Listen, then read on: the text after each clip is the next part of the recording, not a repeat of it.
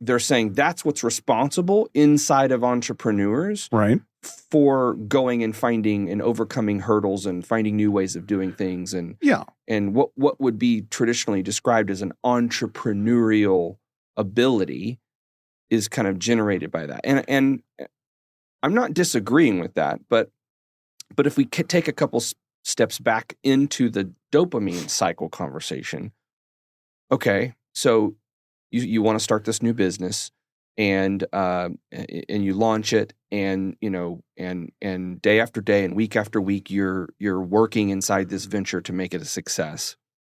And you, at the end of a week or a day, for me, what I'm hoping to look back on that day and feel a sense of accomplishment that I've moved the ball forward. Right. And I've always described that as a sense of accomplishment, like for the day, like or maybe a sense of productivity, like I was productive today, got a lot done. This is the Chris Project, where we discuss mental wellness, self-awareness, and mindset with entrepreneurs and experts. Set your perceived ideas and biases aside, and let's go on our journey for yourself, for your family, for the world.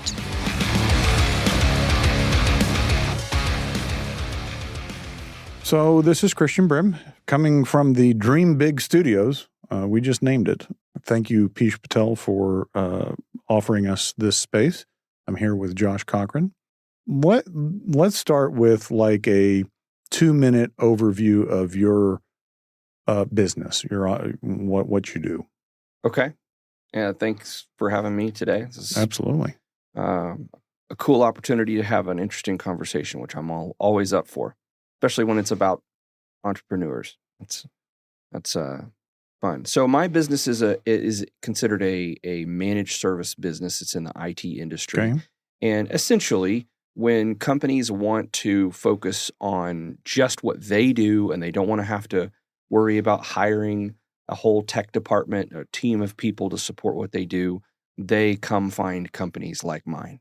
Okay. And we come in and are their technical department, and we fill all those roles in between. Sometimes they might want like a virtual CIO, a chief information officer, or a chief technology officer, someone who's maybe involved in their business and their business vision more than just a day-to-day support of their IT infrastructure, which we do. Right. More of the strategy component. Right. But beyond that, one of my personal passions is being involved in their business and their business vision and helping them achieve those results that they're wanting to go after. And that's so much fun to be a part of that. Right. Yeah. Not so much fun plugging in Ethernet cables. But, right. Yeah. So how long have you been in business? The business itself has been in business for 40 years. This year actually will be our 40th year. My dad started the company back in 1984. Okay. And he started as a telecommunications company where he sold business telephone systems to other businesses. Along the way, as he's out there fixing stuff, installing stuff, they're like, hey, can you fix this computer over here? And how about this microwave? Yeah, right. Yeah. So you're good with technology. Yeah. So he found himself kind of teaching himself computers and things like that. And it remained kind of a side service that would, get tacked on to the phone systems and, running cable and things like that. And then, of course, as a kid, I was raised, working summers and part-time with him on and off. And he always told me, look, please don't do this business just because I'm doing it, but please, just, if it turns into something you want to do, great. But don't just do, so I really took that to heart. I went to school for an electrical engineering degree. And that was in 2000, and the .com boom was just, happening at that point. I was helping my dad code a website because I had taught myself how to, write HTML and things like that. And he was just killing it online. And I told my best friend, who was going for a mechanical engineering degree, I was like, we're morons if we don't start our own business. Okay. So I'm kind of an entrepreneur twice over, in the sense that, I was raised kind of in that environment with my dad, and he was very much an entrepreneur. But my buddy and I started our own business in a completely different industry, automotive industry, Okay. automotive upholstery, online. Okay. All right. And anyway, so we started that business together because he said, yeah, you're right. We're morons if we don't start a business. What should we do? And I was like, I don't know, but we got to figure something out. So we were car guys, and we stumbled across kind of an opportunity and started that automotive upholstery business online. And him and I own that business until today. We still own that business together, and it's very successful. But while it's not Fellers. No. Okay. No. It's very, very original. Okay. Leatherseats.com. Yeah. But while we were launching that, it just worked out. My dad had some hard surgery, and he said, while you're doing your thing, launching your business, this business well, why don't you help run the company while I'm out, with surgery and all that, and that way you're not a burden on your company, right. and that, anyway, it worked out. I was like, that's great, I'll do that. So I went to work for him. That gave me the freedom to launch. And when was that? That was in 2000. Oh, okay. And I dropped out of college because I just didn't have the focus. I was all about this business and this new business that I was starting with my buddy, and I also realized I don't have the focus to stay in class. I'd gone for 2 years. Right. I thought I want to take advantage of this opportunity in the market with the .com thing, blowing up, and let's do that. So anyway, what happened long term was I just fell in love with the opportunities that I was getting in my dad's business, because that's what you do when you're a technology business. You're always going into other people's businesses. Right. And with telecommunications and computers, inevitably you're sitting down with the decision makers. Right. So it's like I was constantly interviewing and talking to these business owners and seeing all these different entrepreneurial pathways and, ways to success and starting a business. And it was so much fun. And they are considering me in many ways, a peer. Right. Because they're asking me, like, this is what I want to achieve. How do I do that with my telephone system? Or right. How do I reach out to my customers better? How do I, and I'm giving them advice. And, right. and that was like the coolest thing ever. Right.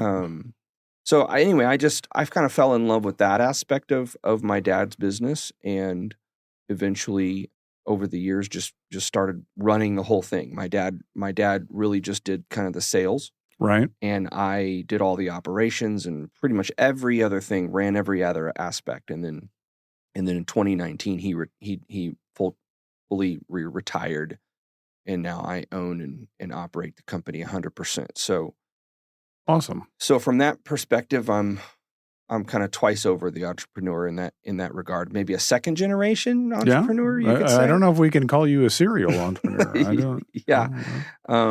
I have, other little ventures that I've started. Okay, we can call you a serial entrepreneur.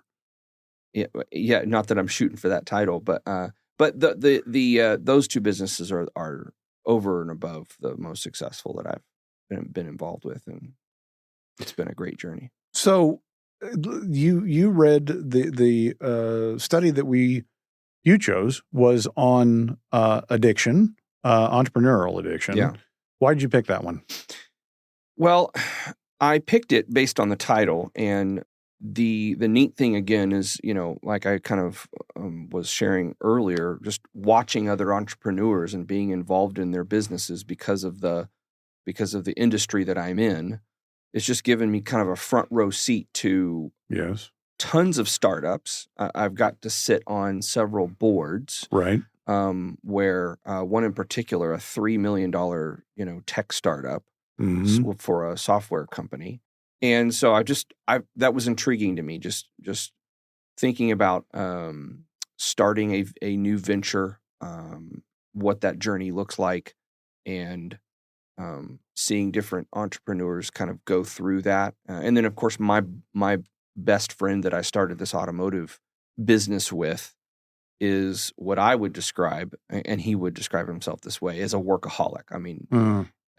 I watched that business just become the absolute top priority Right. in his life. Well, that's so you brought the study highlighted. You have Post-it notes. I'm very impressed. What did you learn from reading the study? Well, I think I more walked away with just more questions than answers. Okay. The study's not a long study. It's about 4 pages long. And there's a couple things in it that I felt like he kind of jumped to some conclusions that I'm Right. not necessarily ready to jump to. Yeah. There's some therefore Right. kind of type sentences in there. And I'm like, well, Maybe. is it? Maybe. Yeah. But what's your evidence that? But I just thought the whole concept was an interesting way to think about it. And I'm wondering if it's really unique to entrepreneurs or not. Like, that was one of my questions was, well, first of all, maybe we should talk about what the study Well, is. yes. So the study talks about the dopamine cycle, and then postulates that entrepreneurs can become essentially physically addicted to it. The idea of entrepreneurism, the business, similarly to being addicted to, nicotine or alcohol or food or anything else that produces that drug in our brain. And, that's what I found interesting, because I didn't quite understand the dopamine cycle and the chemistry behind it, how it becomes an addiction, because you can never get your dopamine levels back to where you got the high. Right. And so you're always chasing that high. And I also found it interesting because I'd heard this before that, when people go into treatment for drugs or whatever, that, the physical addiction is fairly easy to fix, right? It's about resetting the dopamine level. So like if you abstain from whatever that is for a brief period of time, your brain resets. But it doesn't do anything to address the reason you got addicted in the first place, right? It just cures the physical addiction, the dopamine addiction. And so when reading that, I'm like, oh, okay, well that makes sense. Okay, you can get physically cured from an addiction fairly quickly. It's the psychological aspect of the addiction that got you there in the first place that takes time. Right. Yeah, and I would say, I come from this from a complete, I'm not a medical professional and I'm not a research scientist. So just a lot of interesting questions that came up in my head as I was reading the study. The dopamine cycle is essentially, that you go do something, right, and you find it enjoyable, right, and dopamine gets released, right. And interestingly enough, the study talks about the dopamine cycle a little bit, and even says that the dopamine chemical is actually released in anticipation before of something Correct. that you're going to achieve. Correct. Right. So I believe what it was kind of setting forth was this kind of idea that the entrepreneur has in his or her mind this end goal, this thing that's going to happen, this event, this idea, probably, right. And surrounding this idea is the idea of success, right, and achievement. You're going to achieve this thing, and so that when you do things toward this goal, in the accomplishment of this goal, that dopamine gets released. Right. It's the anticipation. I heard about this study a long time ago that they said that gamblers' high is actually right before the result of the bet. Like that. Yeah. That's their high. It's not the winning. Yeah. It's the anticipation. Right. Right. And so that tracks. That makes sense. And I think entrepreneurs, love to think of new ideas and think of potential and possible futures. And yeah, I can see where you could get addicted to that pretty quickly. So here's my question though, and I understand that we're looking through the lens of entrepreneurship. Correct. But before we get there, I think my question is this process of dopamine being released for the entrepreneur any different than any other possible job or I what took I mean? away from an athlete that's trying to achieve like amazing performance in their sport or something like why is this any different? And is it, if it is the same really across humanity and in no matter what kind of endeavor you're going after, right? Because you could say, what are some other things that you could say? Like the entrepreneur's going after this, but a professional athlete. A hedge fund trader's doing the same thing. Correct. Right? A professional athlete, a high-performing executive.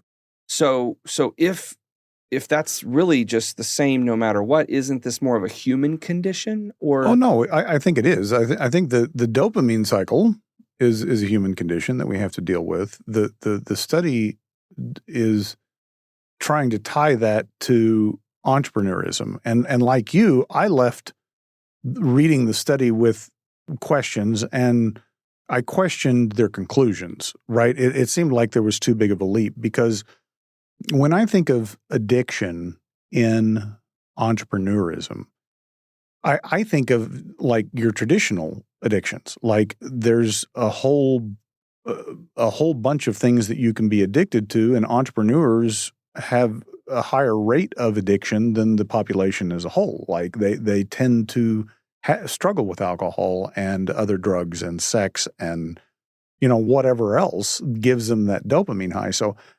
I was thinking that was where the study was going to go, but it didn't talk about the addictions of entrepreneurs. It talked about people being addicted to entrepreneurship, right? Yeah, right.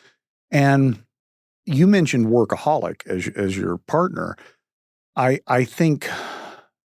don't think that's the same thing. I mean, just from my experience, like I don't. So being a workaholic, right, in your mind, you would define that different than being addicted to entrepreneur. Right. Okay. Because I don't, I mean, this is just, again, my experience. When I worked a lot more in my earlier career, it wasn't that I enjoyed it, right? I mean, like, it wasn't like I got excited thinking about working 70 hours a week. That didn't give me a dopamine rush. What gave me the dopamine rush was envisioning the potential that I saw, right? Right. And I think as, entrepreneurs being visionaries, one of the problems we run into is execution, right? So, and we get real, well, I'll speak for myself. I get real bored with the execution component, right? It gets tedious. It's not the same feeling. And so, we mentioned serial entrepreneurs. I think those are the people that if there is somebody that's addicted to entrepreneurism, it's the serial entrepreneur, because they're only interested in the initial phase when they get that high, like, getting it off the ground, launching it. And then the first 2 years are great. After that, they lose interest. Yeah, and I think that's where I was just starting to ask myself a lot more questions about, like, exactly what are we calling addiction? Exactly what are they trying to say is part of this whole dopamine journey, right? So for instance, and it says a couple things in here, like related to that the dopamine release, and they're not, by the way, they're not saying this is necessarily a negative thing. Right.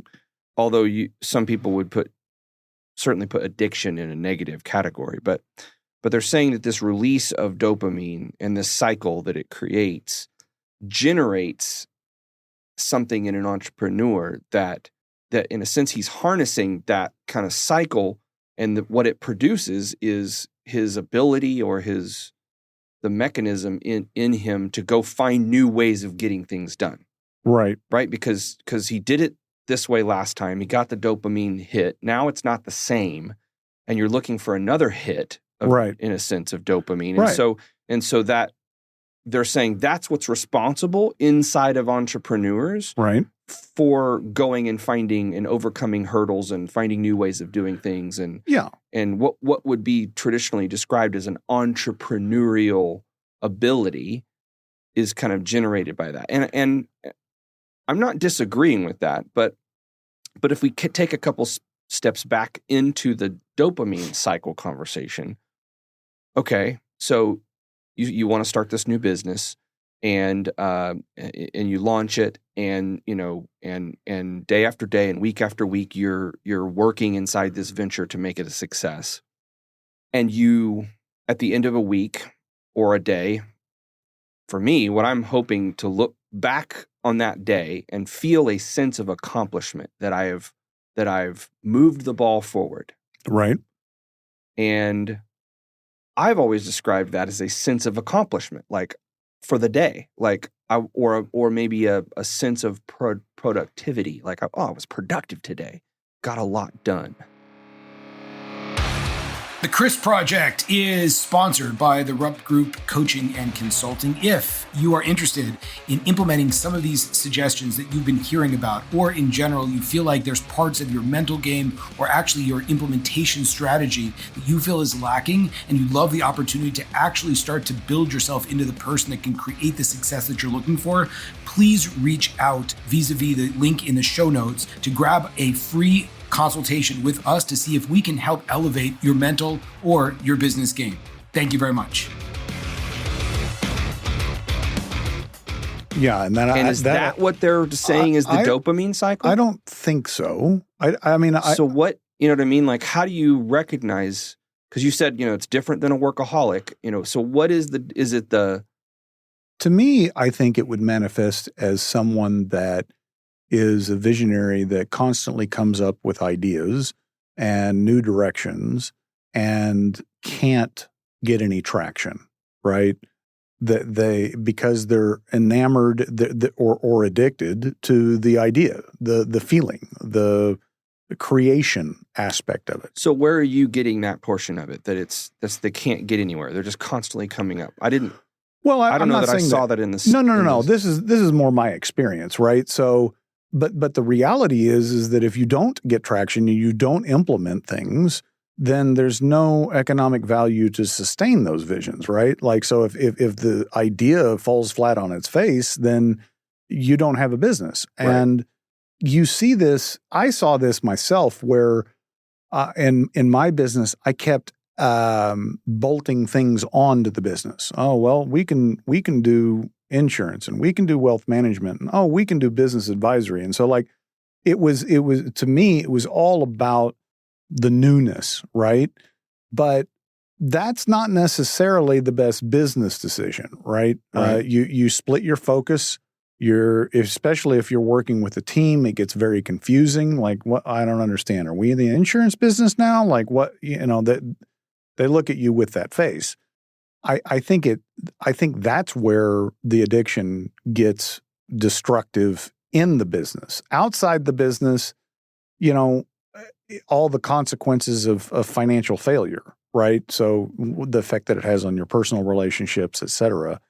I find as an entrepreneur, and I've heard this experience from many others, that the running the business part it just is not the same. And you either accept it and do it anyway, or, if you're big enough and profitable enough, you find someone else to come in and be your integrator, be your executive officer that can make the trains run on time and handle that for you, or you just sell it and go on. I mean, like I got so frustrated with my business that I turned it over to my brother, who was my partner at the time, and walked away and started a software company.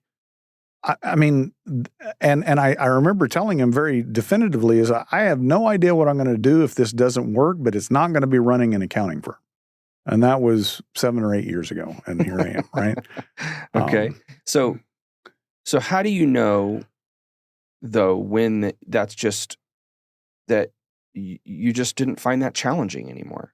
versus a dopamine Yeah. So addiction. I don't think personally I've ever been addicted to entrepreneurism. Oh, okay. I thought you were kind of saying that you bolting all these things onto your No, CPA that was form was sort of like maybe that was the symptom way. of Yeah, that was a symptom. that. But I don't think I was truly addicted. Maybe I was. I don't know. I think that's how it showed up for me.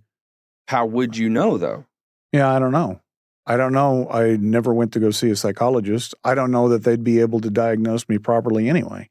And I guess here's one of the things my thought is like, well, it feels like this is just a normal human experience. This is just part of being a human. Well, and sure. you'll find this in almost every aspect of human life, this dopamine cycle. Right. And so is it really an addiction or is it just part of being a human being? And this is where I don't have the clinical background to say, like, what is addiction? To me, as a layman, I would say addiction is when that becomes destructive, right? So like take food. We get a dopamine rush from eating food. Yeah. We all have to do it, usually several times a day, right? Yeah. So it's not a negative in and of itself. Am I addicted to food? Well, maybe. I don't know. I'm 20 pounds overweight. Is that, you know what I'm saying? I mean, I don't know. Yeah. Is it destructive where I can't stop eating or I obsess about eating? No. But you see, I don't know what that I think, line and is. that's where I was starting to find this. Is it a study or is it just a paper, like a research paper? I felt like it was more like I guess here's some thoughts. Yeah, there wasn't any new data in a very under there. scientific, right. presentation format. Could have condensed this down to a couple of paragraphs. Nevertheless, I thought it was interesting. Like, it's interesting. Like, okay, all right, I can see how there could be some people out there that are so focused on this, that they're just on to the next thing. Yeah, and I can see where that gets.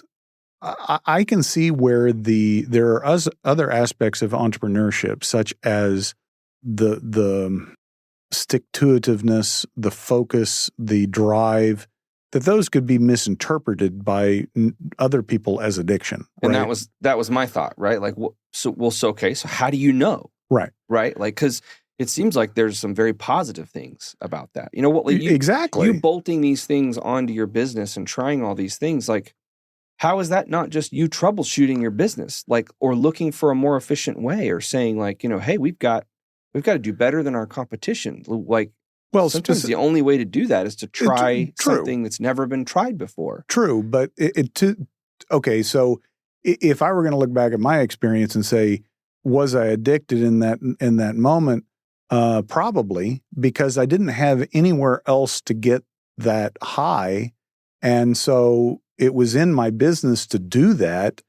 But I don't know that, it definitely wasn't the right thing to do at the time, right? What had happened in my business is I had gotten to the point where we were capped at my ceiling. I was the ceiling of the company. Mm-hmm. And in order to grow further, we needed a different operating system. I needed to change my mindset and implement different things in order for the company to grow beyond that. But instead, I kept playing entrepreneur and actually did the opposite. Instead of adding new things, I actually ended up taking things away. I ended up reducing the size of the company and streamlining it so that I could grow. I was doing too many things, and so my addiction was destructive in that I was doing the exact opposite of what I needed to do to get to where I wanted to be, which was to grow. So you consider it an addiction? You felt like, I guess, like you have that. You kind of have talked me into it. I don't. Did I? Yeah, I don't. I didn't mean to. No, I don't feel like I do now. But that's because I have alternatives for my creativity, right? And that was a huge thing. One, to identify those things and be able to do them, but then to have the business be able to work without me so that I could, right? So it's kind of a catch-22. You have a business that relies heavily on you, or at least you think it does, and therefore you don't have another alternative, right? Yeah. You can't find so it's like, well, instead of being addicted to heroin, I'm going to take up smoking, right? Like there's no alternative to get that addiction scratched.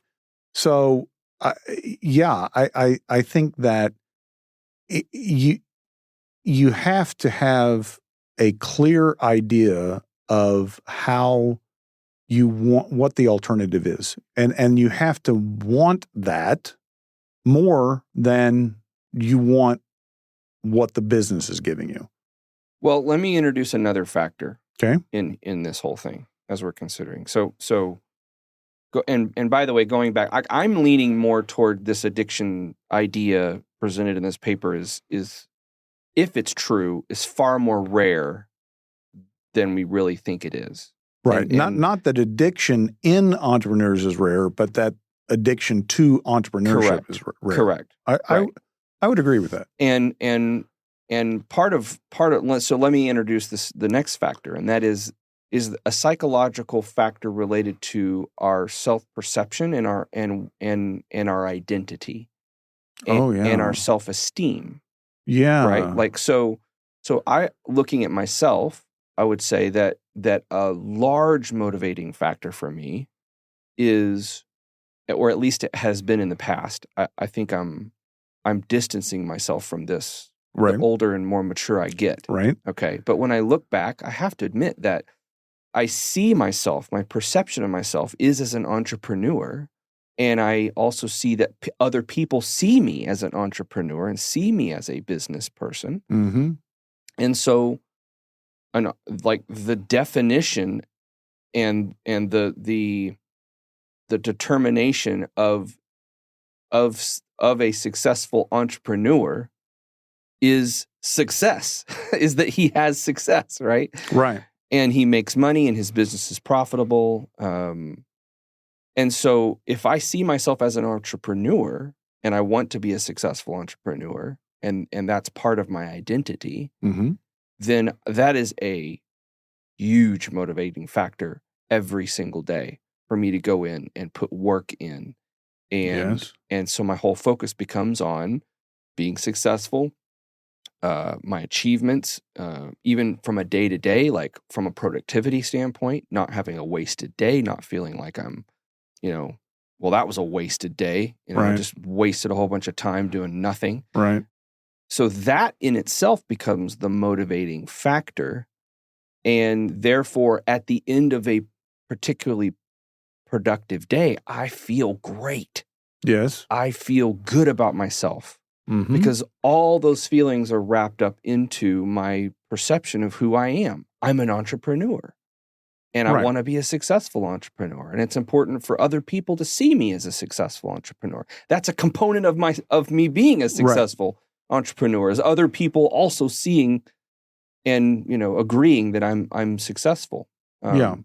So just reaching the end of a productive day mm-hmm. becomes incredibly important at least for me it was and is. I think as the older I get, the more mature I'm able to handle that relationship between me and my business and not letting that be so much part of my identity. But still, when I get at the end of a very productive day, I feel great about myself. And so anyway, I'm addicted to that. I really like feeling that way. We need to get a good definition of addiction. That's for sure. But okay. So what I would say that describes is the psychological component of addiction, right? So, your brain, the dopamine. So it is addiction. Well, not necessarily, because we don't have a clear definition of what an addiction is. I'm for purposes of our conversation, I'm going to say that the addiction is destructive. An addiction is when a behavior becomes destructive. Okay. However you define that. When something that you do repeatedly is destructive.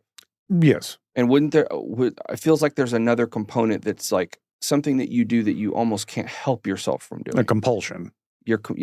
Okay. Yeah. Yes. And it becomes compulsive, I think, is part of destructive. addiction. Right. Yeah. So, like, the results are bad, but you still do it. Right. Like, you feel compelled to do it.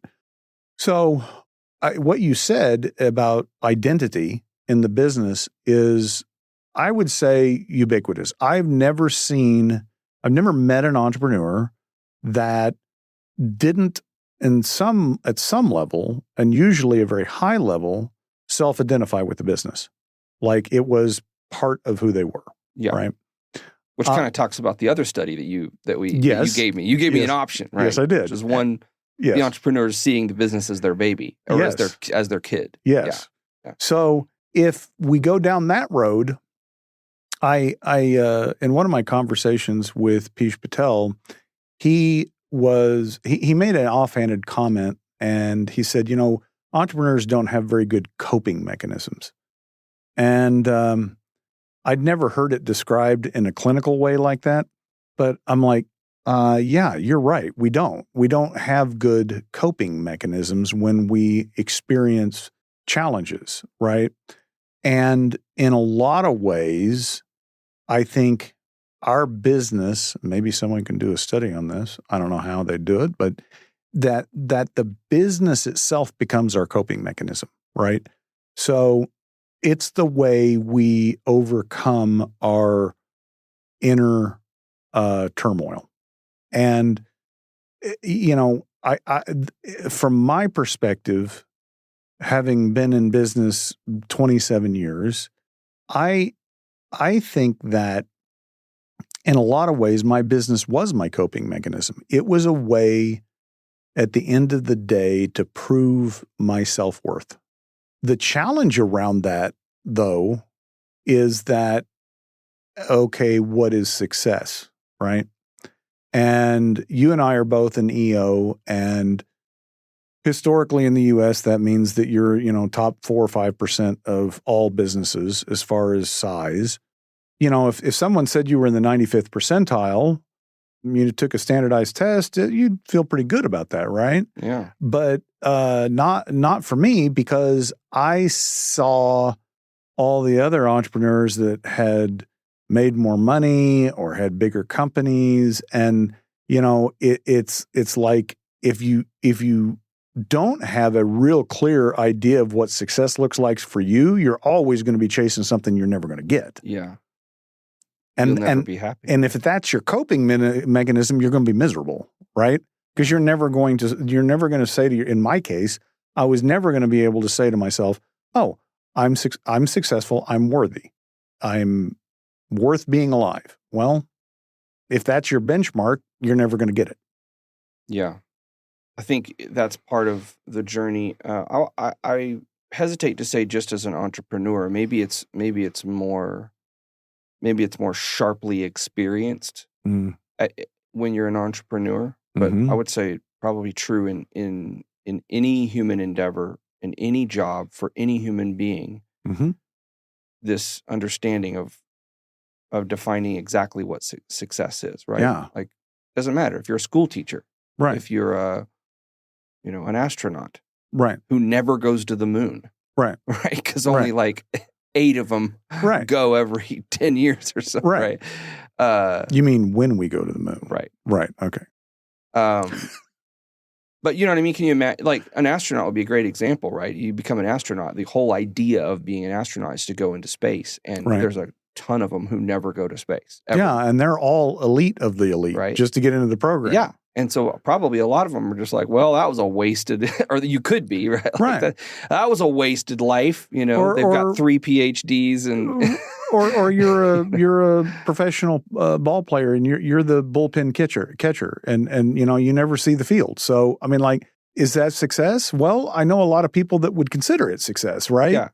But it's a very personal thing that you have to be comfortable defining that as success. Yeah.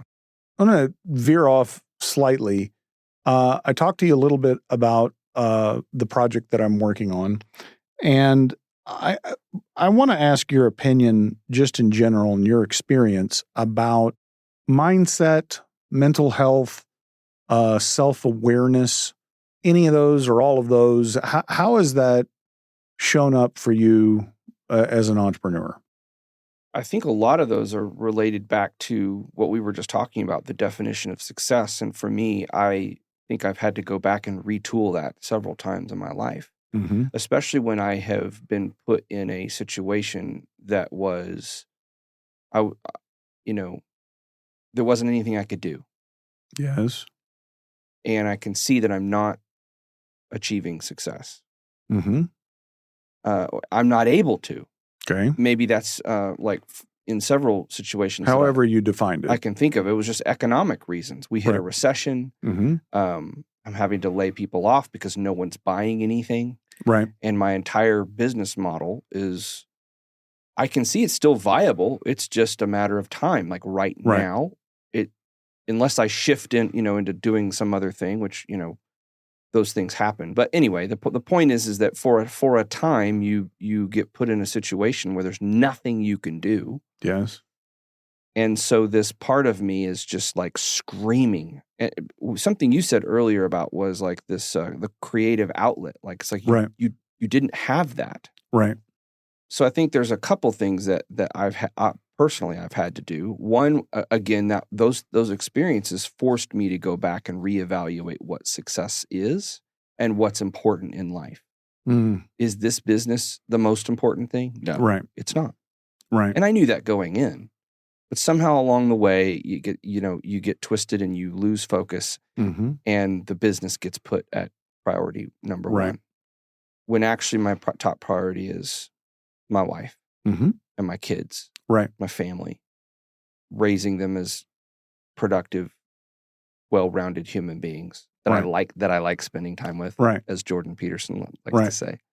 And then that process of kind of reevaluating and reassessing, to me, has been a huge part of my journey as a human being, I would say. So, but in your situation, it required something external for you to go on that journey. Yeah, like in other words, like the business reaching a point where it's very constricted and confined. Yeah. That was an impetus to this. Sure. In the beginning, I think that's often how we are, because at least for me, I wasn't mature enough maybe to reach that on my own. Yes. And my hat's off to any human being who can get there on their own. Right. Well, I also wonder if is it possible for them to get or does it always require some kind of external factor to spark that initial realization? Well, that's certainly not been my experience. I haven't met anybody that has gone on that journey willingly, right? Yeah. Right? Yeah. Because, I mean, in my case, it was a painful journey, and I think our brains are very hardwired to protect us from pain, and we don't voluntarily go into pain, right? There has to be a motivation outside ourselves to do that. You might say, well, I go to the gym and I work out and I get sore. Yeah, but what's your motivation for that? It's something you're looking for outside of yourself to motivate you. Mm-hmm. And so, yeah, I think that pain threshold keeps most of us from going on that journey. Yeah.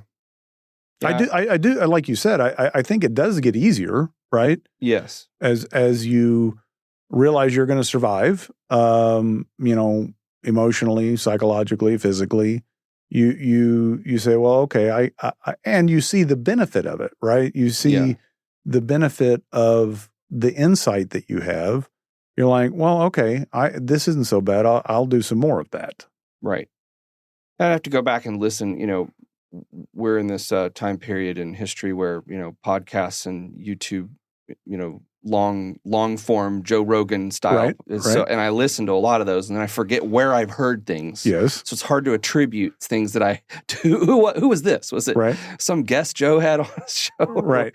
But I think, in in the last few years, I've been hearing, a lot of different things talking about how, pain is actually a better motivator than like happiness or enjoyment. Like more real, deep change happens from pain. 100%. And I think that's so true. And the reason why that's significant to say maybe is that our concept is that we hope and our desires that our lives would be easy and filled with joy and happiness and these, high experiences all the time. But actually, those don't yield much fruit in our lives as in terms of change for the better. Yeah. And therefore, when you say things, and I agree with that statement, like it gets easier, easier doesn't mean less pain.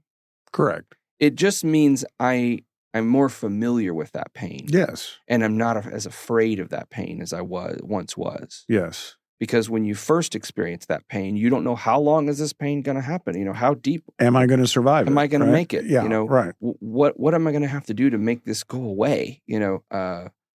And then as you go through that, more and more in all areas of your life, you realize that you becomes a more of a companion of yours. You Yes. Here you are again. Yes. I see you. My old friend. Yeah. Let's do this together. I know Right. I know what it's going to take. And the period of fighting against it Yes. shortens. Yes. You don't Yes. fight against it so long. Sometimes I find myself still fighting against it, but I begin to even recognize those ways in which I'm fighting against it, Yes. even counter to my desire to embrace it. Yes. It's like even sometimes the pain comes and I'm fighting it, Yes. contrary to my own Right. desire to It's- not fight it. Right. It's your initial reaction. An involuntary reaction almost. Right. But I can recognize those signs of involuntary, resistance Right. even sooner the more I've gone through it. And that's where it becomes almost something weirdly that I can enjoy. Consider it pure joys, my brother. James is always a good quote. I had someone described it as this book scrapes the soul. So if you were going to go back to your younger self, what regarding these conversations we've had, what if anything could you tell yourself? And while you're thinking about that, I'm going to relate my own story because I was just talking to my business coach about this, and the example I used was Peesh. I remember a few years ago, I had told him, I said, I want to create an external board of directors because I want to get insight into my business that I don't have insight, just from us that are in it every day. And he said to me, I think you need a business coach. And because it was Peesh and I respected him, I didn't completely scoff at him and laugh. I just went, okay. And I put that away in my brain somewhere. And when was this? This was 4 years ago. Okay. And I don't know what I did with it. It was in my memory somewhere. I didn't start working with my business coach until like 2 years later. But what I realized was, I wasn't, and I can think of a lot of other instances on my journey where I wasn't willing to hear what I needed to hear. Like someone, I think even if I went back in time and told myself, like, hey, look, I know you real well, you need to listen to this advice. Yeah. I don't know if I would. So with that, what would you say to your younger self? Yeah, actually, that's really interesting that you said that. So what the first thing I was going to say is that I would only hope that my younger self would listen to me. Right. Yeah. And even if he did, would he be able to receive what I was even telling him? Yes. I hope he would. And what what came to mind to me was also what you said about advice.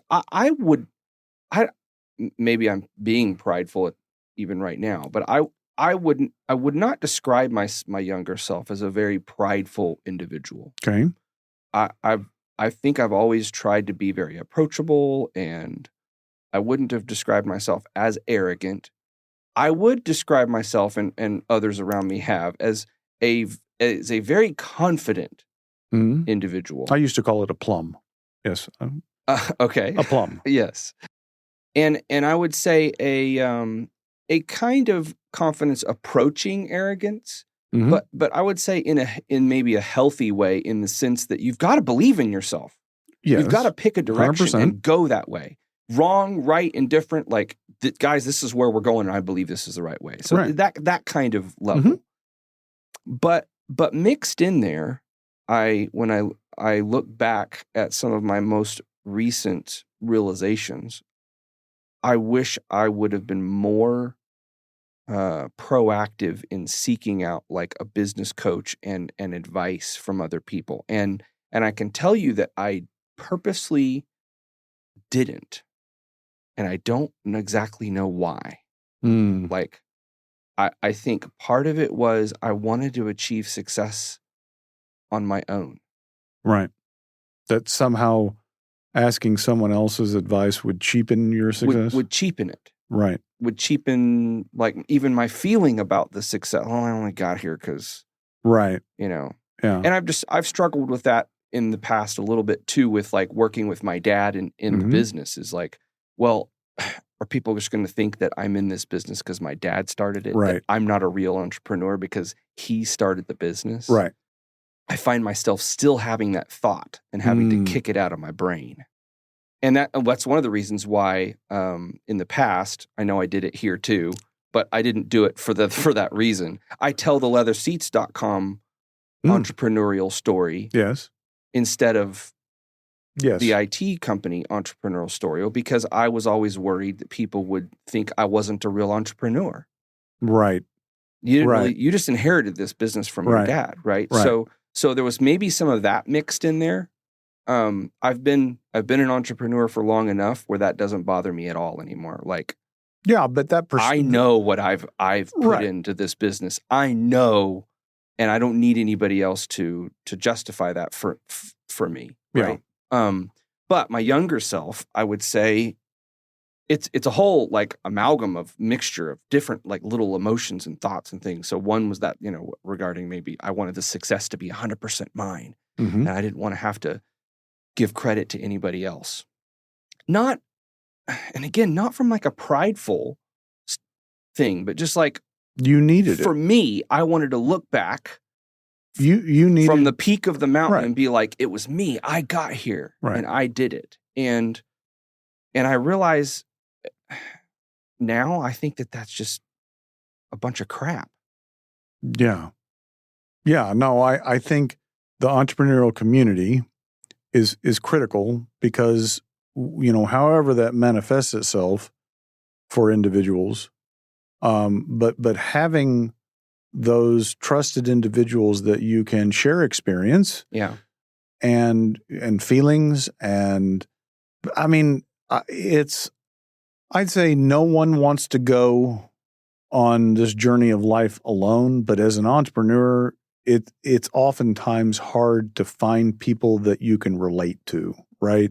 So, I find myself going to social events that are not entrepreneurial attended, and it's like the conversation just bores me to tears. Like they're talking about things that I have no interest in, right? And it's hard for me to get engaged. So it's hard to find those entrepreneurial communities where you can truly talk about what you need to talk about. For whatever reason, I think, and maybe it's my business, I have developed a way to get around any of that feeling. Like I go into other businesses all the time and ask them all kinds of questions. And I love getting that engagement. It's almost like we're having a little mini podcast session right there, just me and you, and I'm learning all about your business or I'm learning about your role, and so But I can see that I would be that way if I didn't have that. Well, but so I have a similar. Okay. I have a similar experience being talking to business owners and having those high level kind of conversations. Yes, absolutely that does fulfill some of that. But I can't go to my client and say, you know what, I really struggled to make payroll last week, right. and sure. I mean, there are certain things you can't talk about in those situations. Yeah.